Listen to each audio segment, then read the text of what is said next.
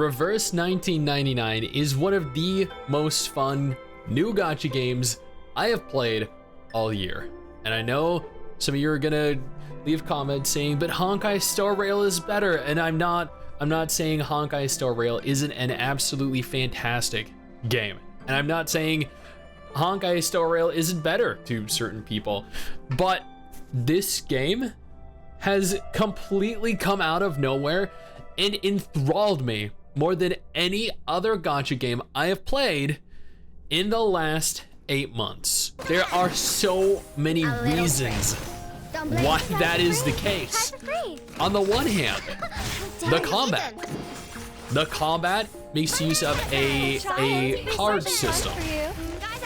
Each character, each wife or husbando, has their own unique selection of cards. The cards act as essentially skills, abilities. Each character has their own elemental affinity. So all the cards, all the abilities have an elemental affinity as well. What this means is that every character has their own strengths and their own weaknesses.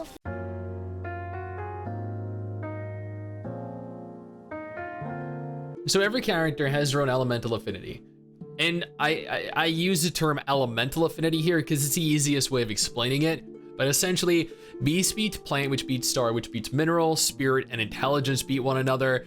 This is essentially like dark and light. Fire beats earth, which beats water, which beats wind. Like, it is an elemental affinity system. Characters have multiple different abilities and then an ultimate ability.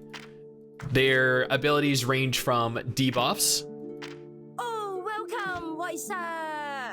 to buffs. Debuffs, of course, are used against enemies, while buffs are used to boost your own stats. The card system employs 3 different levels. Each level gets progressively more powerful and does more impressive things. To increase the level of your ability, you need to drag them together. You can only drag 2 of the same kind of ability. You can only merge 2 of the same kind of ability. Each enemy has their own respective element, which means that there are different characters that are more beneficial to utilize in combat. Admittedly, I don't have any characters in my group right now. Well, actually, I do. And this is her, the girl in the middle. She actually has an elemental advantage over the 3, I don't know, drunk builders here. Hi, wanna watch the aerial stunts? Gently. Don't blink. A little trick. So naturally, we're going to attempt to prioritize her over everyone else. Before we jump into this video though, I want you to take a moment to check out the other videos in the Player Pass series. I regularly cover new games, old games, dive into them just like I am with this one, tell you the pros, tell you the cons, and my general experience in them. Beyond your abilities and the elemental affinities, you have another resource. This is a resource that you continue to accumulate over the course of the battle. You can tell down the bottom left, I have 76 of it. There are 2 different things that I can use the resource on right now. This is the stronger one. It generates a 1-star incantation, which allows for you to merge it into any pre-existing card. So let's say, for example, this guy is weak against this element. So I could merge it into this 1-star to make it a 2-star. Now I have the strength of 2 2-star cards. Wait, actually, I probably should have used the ult first, just so you guys can see what it looked like. Oh well. I mean, it is what it is, right? And that is pretty much the combat. It's not overly difficult. It's not overly simple either. There are numerous different game modes that I have currently unlocked. I have only been playing for about 7 hours, 8 hours as of recording this video, but that's because the beta, I think, has only been open for 2 days. I've been streaming it 2 days in a row. There are 4 chapters. I've completed chapter 1 thus far. There were 16 missions in chapter 1. You're capable of doing the difficulty on normal and hard. You don't unlock hard until partway through chapter 2. I think I unlocked hard at like, I don't know, episode 6, episode 7. There are 4 chapters at present. You have the option of grinding resources. Here you grind what is the equivalent of XP potions or XP scrolls. Here you grind money. Here you grind insight scrolls. Insight scrolls are actually used to upgrade your characters. Not just that, but everything you grind in the resources are also used to upgrade your character. At present, I have 3 characters at level 30, and then I have 1 character at level 37. I have broken through the level 30 cap for her. Level 30 is the first cap. After hitting level 30, you need to utilize the insight feature. This will make them exponentially more powerful and allow for you to re-level them from level 1 again to level 40. Once you hit level 40, you'll be able to re-evolve them, break them through, awaken them, whatever the terminology you need to use is. Dupes are used to upgrade your character, much like in every gacha game. There are individual skill boosts for every single upgrade. I think I have Poltergeist. In and out. That has been awakened once so far. Yeah, she has the sun is not gentle's effect is changed to a damage heal rate of plus 35%. And so let's see, I think I probably got multiple of her. Yeah, here we go. So here's what you use dupes for. It's pretty basic. I have not unlocked the resonate feature yet because I need to clear chapter 3. And I just haven't had the time to get through that yet. I've pushed through a lot. Trust me. There interestingly is not a gear system in this game, so you're not required to necessarily grind gear to equip on your characters. That's both a positive and a negative. It's a positive because that means that you're not wasting time farming gear, and it's a negative because that means that it lessens the impact you can have on your character overall. It means you can't make them as strong as you otherwise could, but I'm not really one for excessive grinding, so I'm gonna be honest, that's pretty much a positive for me. And there is of course the option to change your style, and from what I've gathered, this isn't necessarily an additional outfit that you purchase. It's an outfit that you unlock once you break them through to the 2nd level of insight. Every 6-star character has one of these, and they vary to an extent. Some of them are actually largely different, and then some of them aren't. Like you can see Poltergeist here, she actually has a face, she actually has a being, a physical being underneath all of that. Now the voice acting in this game is absolutely phenomenal. Hello, Chilemanyin. So this game takes place, I believe, all over the world. We've traveled to numerous different regions so far, and every character has their own region that they resided, that they're from. And they all have their own regional dialect and their regional accents. Before we go any further into the video though, I do want to take a moment here to thank our incredible patrons over on Patreon who allow for me to continue to push out videos like this every single day. I cannot express enough how much I appreciate you all. Like we have Emma. Not writing poems. Emma is, you know, he's a very nice guy, but Have you ever wondered why does it rain? Not about how, but why? so he's Russian, and he often ponders the important things in life. And he speaks Russian as well. And this is a recurring theme. A lot of people Huh? Where's my hanky? are a little bit stereotypical, sure, but a lot of characters have their own regional accents and their own regional dialect. It is very interesting that they included this. This is not something that is typically done in gacha games, or even in normal, like, AAA budget console or PC games.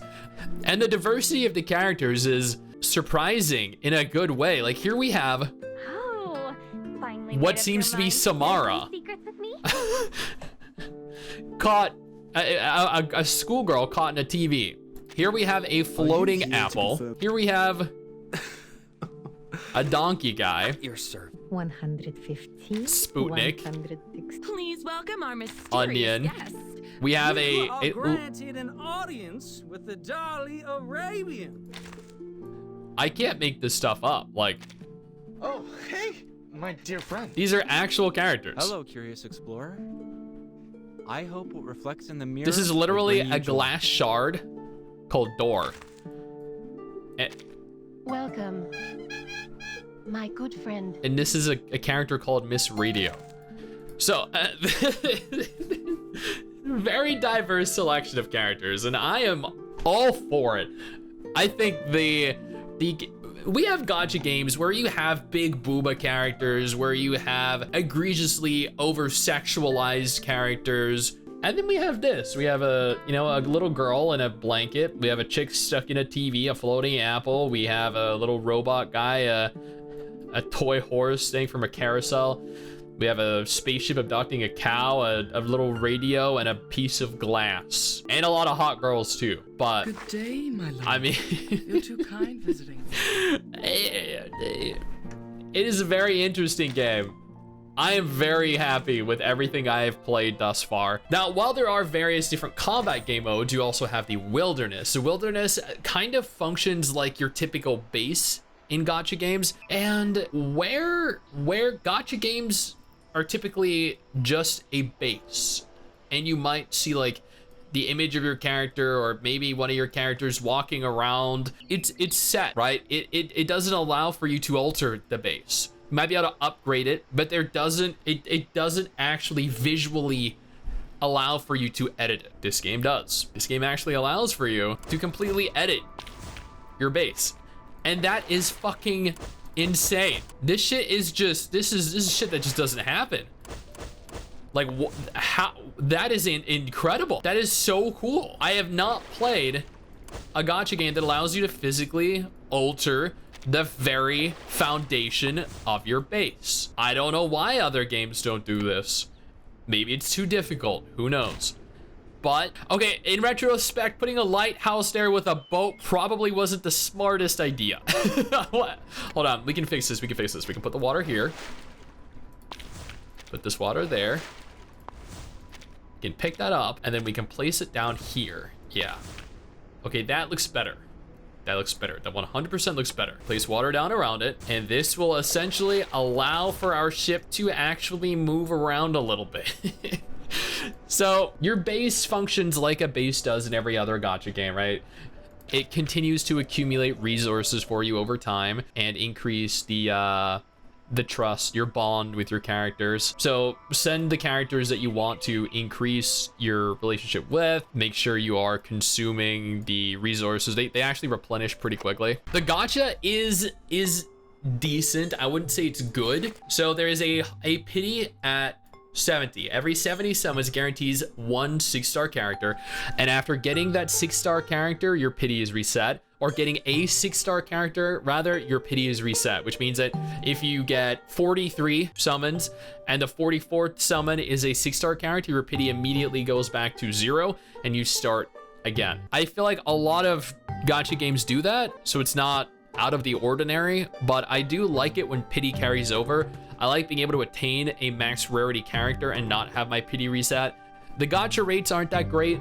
6-star character, 1.5%, 8.5 for 5 stars. Honestly, 5-star characters are pretty strong. I got lucky, however, and I got Eternity, It's always good one of the to most have OP you. characters in the game, and Lilia both, Don't be in and who's out. also very You're powerful bugging. in terms of AoE from the beginner banner. I then got Anna Lee, I think just earlier today, from hitting my 60 pity. And I've gotten multiple different 5-star characters that are also very powerful. The story in this game, though, oh my god. It is probably the best story I have seen in a gacha game up until this point. And I know there are gonna be people that are like, Honkai's story is better, Arknight's story is better, Punishing Grey Raven's story is better, Genshin Impact story is better. That is fine. They all have absolutely incredible stories. I have played all of them extensively. And while I think they are all great stories, at this singular moment in time, I'm having more fun with this story than any other. Partially because this entire thing is voice acted and the voice acting is phenomenal. Partially because this game is deep and fucked up, but at the same time, also really funny, lighthearted, doesn't take itself seriously. And it is just a culmination, an amalgamation of so many intriguing ideas that I cannot put into words and express how fun it has been to sit through and watch it all. I've been doing this on stream, and we have all been having an absolute blast. I've only pushed through halfway through chapter 2 thus far, but there are only 4 chapters right now, so realistically, I'm almost halfway through the story. I'm not trying to rush the game. I have no intention of rushing it. This is a game I'm having a lot of fun enjoying. I will eventually complete this. I will eventually push through it probably before the beta test ends. But I have no reason to rush through it. This video is not going to change if I finish chapter 2 or if I finish chapter 3. The features are going to be the same. The combat is going to be the same. The story is going to be the same. Everything is going to be the same. I've invested 7-8 hours into this game, and this is some of the most fun I have had in a long time. I would strongly urge you to go ahead and pre-register for the game. It launches globally this year, and if you're a fan of turn-based games, you are going to freaking love this. Trust me. Now, if Reverse 1999 isn't your kind of game, though, absolutely no problem. I got you covered with 2 different videos on screen right now that might be of more interest to you.